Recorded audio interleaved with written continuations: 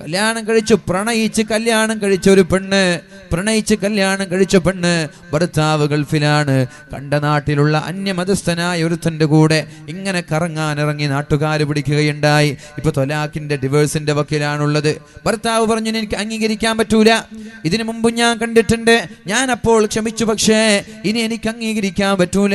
ഒരുപാട് ഉസ്താദുമാരുടെ അടുത്തേക്ക്, ഒരുപാട് ഖാദിമാരുടെ സമീപത്തേക്ക് ചെന്നിട്ട് കോംപ്രമൈസിനും പരസ്പരം രഞ്ജിപ്പിനുമുള്ള വർത്തമാനങ്ങളും ചർച്ചകളും നടന്നപ്പോ ഞാൻ ചോദിക്കട്ടെ, വീട് വിട്ടിറങ്ങിയ പെണ്ണിനെ എങ്ങനെയാണ് ഒരു ഭർത്താവിനെ സ്വീകരിക്കാൻ പറ്റുക?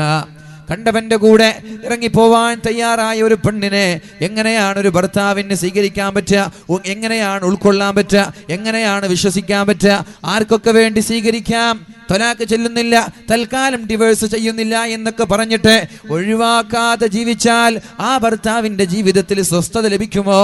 ആ ഭർത്താവിന്റെ ജീവിതത്തിൽ സമാധാനം ലഭിക്കുമോ? അതുകൊണ്ട് പെണ്ണേ, നിന്റെ ചെറുപ്പത്തിലെ ചുറുചുറുപ്പും നിന്റെ യൗവനവും നിന്നെ വഞ്ചിച്ചു പോകരുത്. ലാ തഗുറന്നകുമുദ്ദുന്യാ കമാ ഗറത്നി വലാ തലഅബന്ന ബികുമുദ്ദുന്യാ കമാ ലഅബ ബി. ഓരോ ആളുകൾ ലോകത്തോട് വിട പറഞ്ഞു പോകുമ്പോൾ, ഓരോ ആളുകൾ മരിച്ചു പോകുമ്പോ ആ മയ്യത്തിനെ കാണാൻ വേണ്ടി നമ്മൾ പോവാറുണ്ടല്ലോ. ആണുങ്ങളാണെങ്കിലും പെണ്ണുങ്ങളാണെങ്കിലും മയ്യത്തിനെ കാണാൻ നമ്മൾ പോവാറുണ്ടല്ലോ.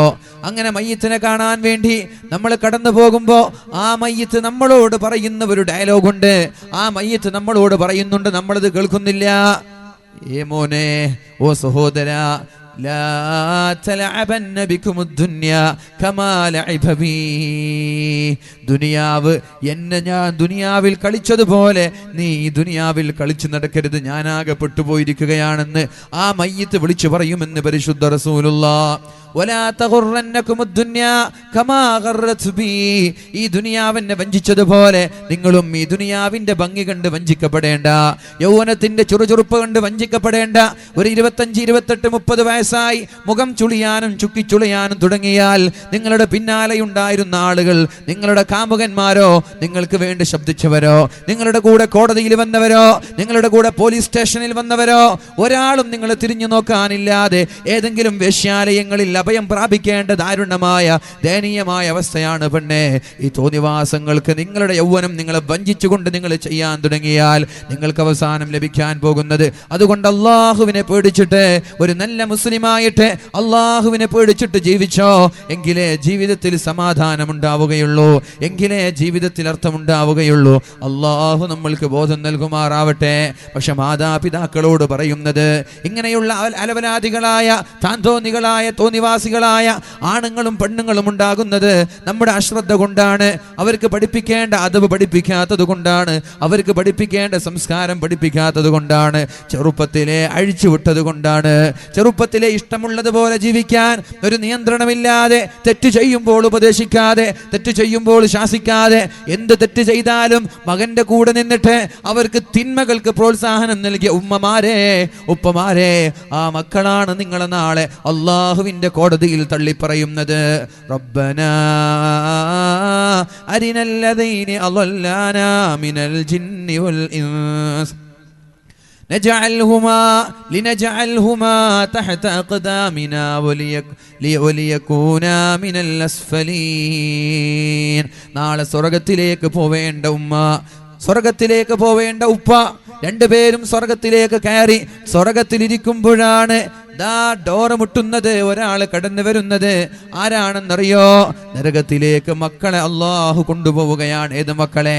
അഴിച്ചുവിട്ട മക്കളെ, നിയന്ത്രണ രേഖയില്ലാതെ, നിയന്ത്രണമില്ലാതെ തോന്നിയതുപോലെ ജീവിക്കാൻ വിട്ട മക്കളെ, രാത്രി 10 മണിയായിട്ടും വീട്ടിലേക്ക് കയറി വരാത്ത മക്കളെ നിങ്ങൾ ശാസിക്കാറില്ലല്ലോ, അവരുടെ മുന്നിൽ വാതിൽ കുട്ടിയടക്കാറില്ലല്ലോ. അതെന്റെ മകനല്ലേ, മകനൊന്നും ചെയ്യൂലല്ലോ, എൻ്റെ ചെറിയ മോനല്ലേ, എൻ്റെ വലിയ മകനല്ലേ, അവൻ 2 മണി വരെ ബസ് സ്റ്റാൻഡിൽ ഇരുന്നാൽ എന്താണ് കുഴപ്പം, അവൻ ക്ലബിൽ ഇരുന്നാൽ എന്താണ് കുഴപ്പം, കുഴപ്പമില്ല എന്ന് പറഞ്ഞ് ഉപ്പമാര് ദേഷ്യപ്പെട്ടാൽ കിച്ചണിന്റെ വാതിൽ തുറന്നു കൊടുക്കുന്ന ഉമ്മമാരെ, നിങ്ങളൊരു പക്ഷേ നിങ്ങളുടെ തസ്ബീഹ് കാരണം, നിങ്ങളുടെ ഖുർആൻ കാരണം, നിങ്ങളുടെ ഇബാദത്ത് കാരണം നിങ്ങൾ സ്വർഗത്തിലേക്ക് പോകുന്ന ആളാണെങ്കിൽ, ഈ തോന്നിവാസികളായ ഇരുട്ടിന്റെ മറവിൽ കഞ്ചാവിന്റെ അടിമകളായി, പ്രണയത്തിന്റെ, വ്യഭിചാരത്തിന്റെ, അവിഹിത ബന്ധങ്ങളുടെ, പലിശയുടെ, കൊലപാതകങ്ങളുടെ, കൊള്ളയുടെ, കൊള്ളിവെപ്പിന്റെ ആളുകളായി നമ്മുടെ മക്കൾ തോന്നിവാസികളായി മാറി അല്ലാഹു നരകത്തിലേക്ക് കൊണ്ടുപോകുമ്പോ ഈ മക്കൾ അള്ളാഹുവിനോട് പറയുന്നൊരു ഡയലോഗുണ്ട്.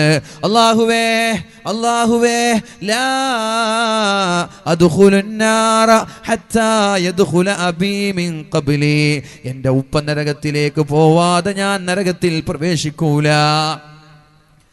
എൻ്റെ ഉമ്മ നരകത്തിൽ പ്രവേശിക്കാതെ ഞാൻ നരകത്തിൽ പ്രവേശിക്കൂല എന്ന് മക്കള് പറയുമ്പോഴാണ് സ്വർഗക്കാരായ മാതാപിതാക്കളെ അല്ലാഹു കൊണ്ടുവരുന്നത്.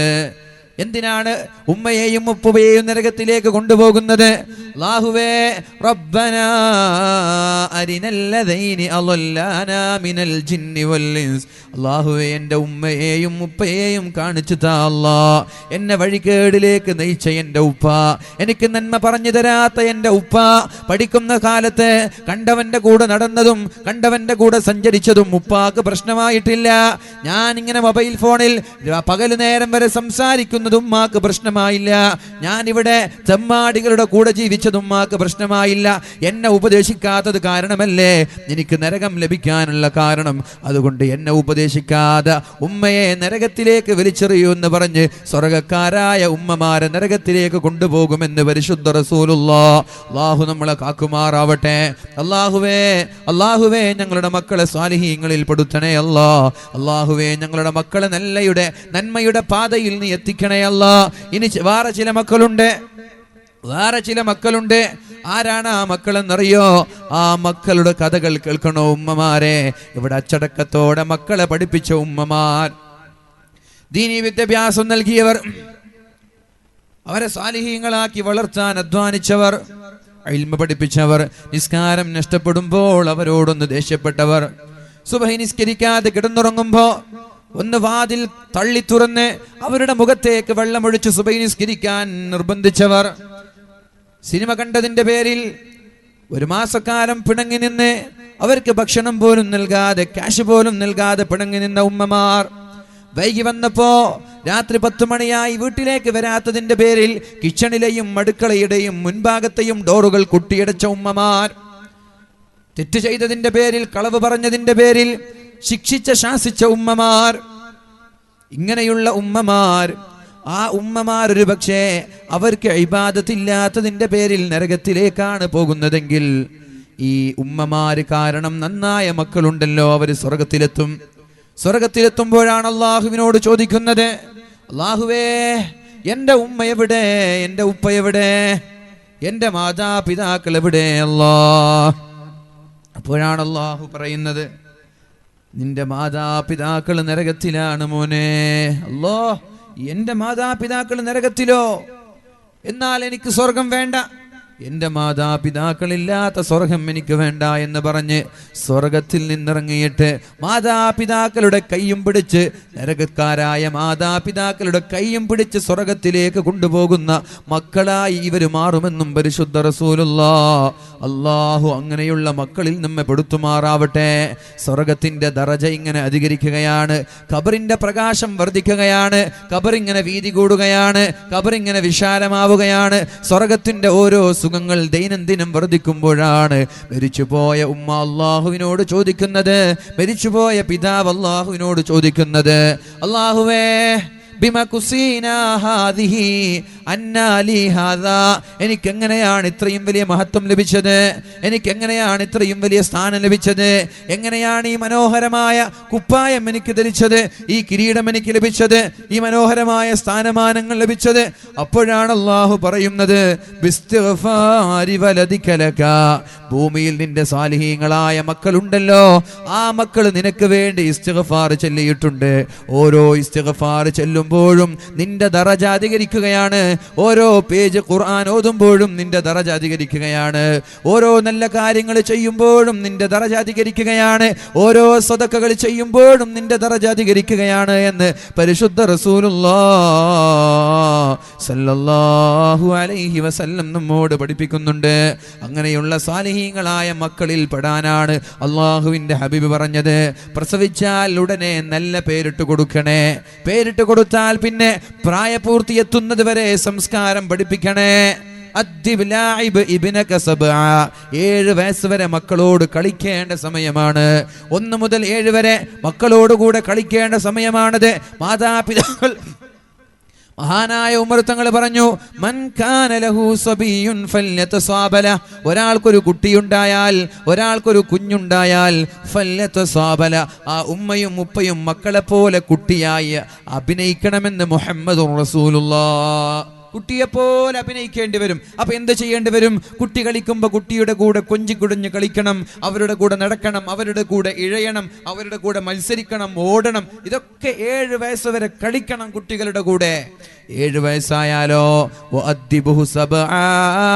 14 വയസ്സ് വരെ പ്രായപൂർത്തി എത്തുന്നത് വരെ മക്കൾക്ക് സംസ്കാരവും മതവും പഠിപ്പിച്ചു കൊടുക്കേണ്ട സമയമാണ്. 14 കഴിഞ്ഞാൽ പിന്നെ അവരുടെ കൂടെ ചങ്ങാതിമാരായി ആസ് എ ഫ്രണ്ട്, ഒരു ഫ്രണ്ടിനെ പോലെ, ഒരു സുഹൃത്തിനെ പോലെ അവരുടെ കൂടെ രഹസ്യങ്ങളും പരസ്യങ്ങളും പങ്കുവെച്ച് എല്ലാ വിഷയങ്ങളും പങ്കുവെച്ച് ജീവിക്കേണ്ടവരാണ് മക്കളും മാതാപിതാക്കളും. അങ്ങനെ പ്രായപൂർത്തി എത്തിയാലാണ് കല്യാണം കഴിച്ചു കൊടുക്കേണ്ടത്. പ്രായപൂർത്തി എത്തി കല്യാണം കഴിച്ചു കൊടുക്കാതെ ഈ മക്കൾ തിന്മയിലേക്ക് പോകുമ്പോ, കണ്ണുകൊണ്ട് ഹറാമ് കാണുമ്പോ, 22കാരനായ ചെറുപ്പക്കാരൻ ബസ് സ്റ്റാൻഡിൽ ഇരുന്നിട്ട് സ്കൂളിലേക്ക് പോകുന്ന പെണ്ണുങ്ങളെയൊക്കെ സെൻസർ ചെയ്യാൻ തുടങ്ങിയാൽ, 22 വയസ്സായി കല്യാണം കഴിപ്പിക്കാത്തത് കൊണ്ടാണ് ബസ് സ്റ്റാൻഡിൽ ഇരിക്കുന്നത്, ക്ലബിലിരിക്കുന്നത്, അങ്ങാടിയിൽ പോകുന്നത്, ക്യാമ്പസിന്റെയും കലാലയങ്ങളുടെയും തെരുവോരങ്ങളിലേക്ക് പോകുന്നത്, അതിന്റെ സൈഡിലേക്ക് പോകുന്നത്. അങ്ങനെ ഹറാമ് കാണുമ്പോൾ ഓരോ ഹറാമും ഉമ്മയുടെ ഏടിലേക്കാണ്. അതുകൊണ്ട് ഉമ്മമാരെ, ഉപ്പമാരെ, നിങ്ങളുടെ ദൗത്യം നിങ്ങളിൽ നിന്നൊഴിവാവാൻ ഈ മക്കളോട് നിങ്ങൾ പറയണം കല്യാണം കഴിക്കാൻ. നിങ്ങൾ പറയാ, മോനെ കല്യാണം കഴിക്കണം, വയസ്സായിട്ടുണ്ട്.